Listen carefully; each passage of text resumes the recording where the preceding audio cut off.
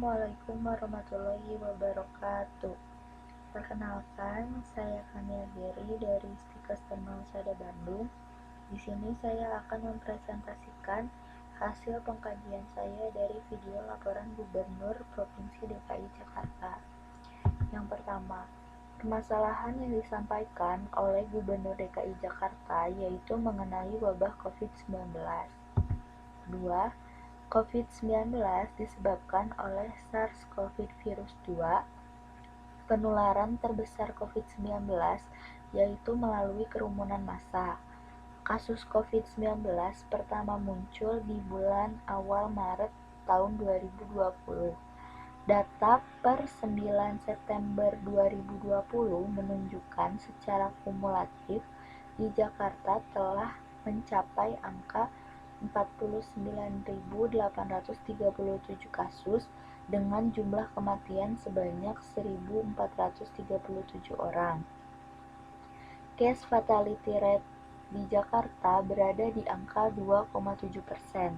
Itu lebih rendah dari kematian nasional di angka 4,1%. Lebih rendah dari angka kematian global di angka 3,3%.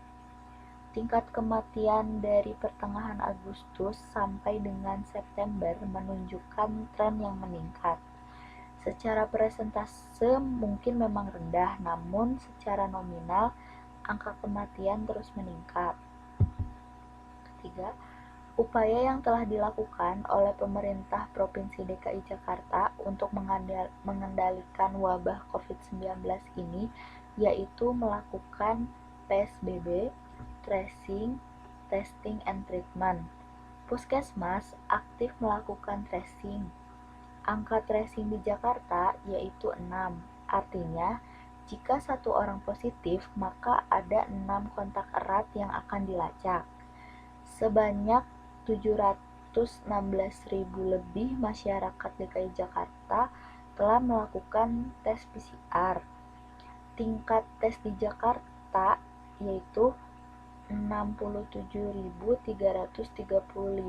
per 1 juta populasi. Ini lebih tinggi dari rata-rata nasional yaitu 5.347 per 1 juta populasi. Dari tes tersebut ditemukan 49.837 kasus. Dengan tes yang memadai, mendukung pemerintah Pemprov DKI menemukan kasus lebih dini, sehingga mereka yang memiliki penyakit bawaan dan lansia yang dinyatakan positif dapat dilakukan perawatan segera.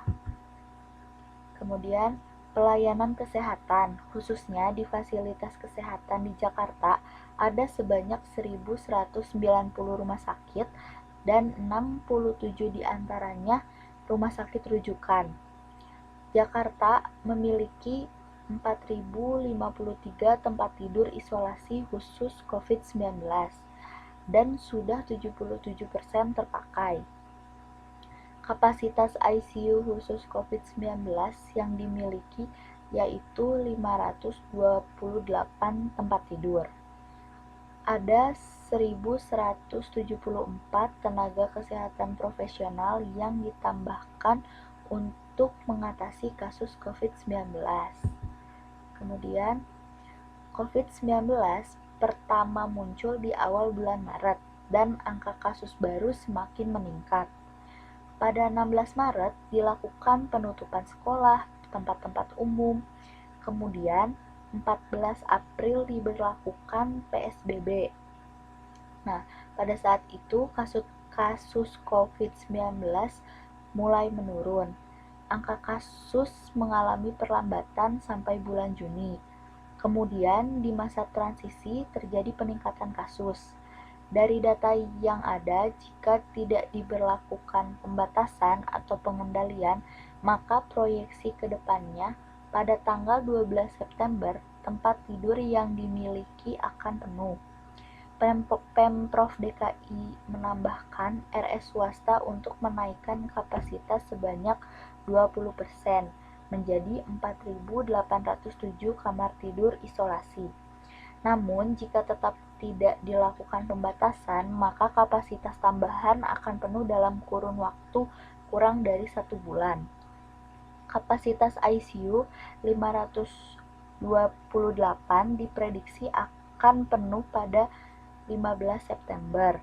Kemudian kapasitas itu ditambah 20% menjadi 626 dan diprediksi akan penuh pada 25 September jika tidak dilakukan pembatasan atau pengendalian kasus. Kemudian dari 3 data yang diperoleh, yaitu data kematian, keterpakaian kasus isolasi, keterpakaian kasus ICU khusus COVID-19, menunjukkan kondisi wabah di Jakarta ada dalam kondisi darurat.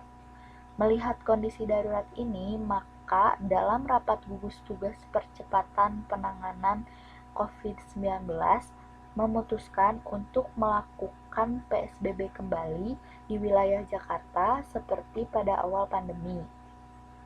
Sesuai dengan arahan Presiden di mana semua pekerjaan akan dilakukan di rumah, sekolah dilakukan di rumah, dan beribadah pun dilakukan di rumah. Hanya 11 bidang esensial yang tetap berjalan namun dengan operasi minimal. Seluruh tempat hiburan akan ditutup, taman kota akan ditutup, dan tempat beribadah raya yang dimana jemaahnya datang dari berbagai daerah akan ditutup. Namun dengan berlakunya PSBB, Pemprov Jakarta akan memberikan bantuan sosial sembako bagi masyarakat yang rentan. Mungkin cukup sekian pemaparan hasil pengkajian dari saya. Wassalamualaikum warahmatullahi wabarakatuh.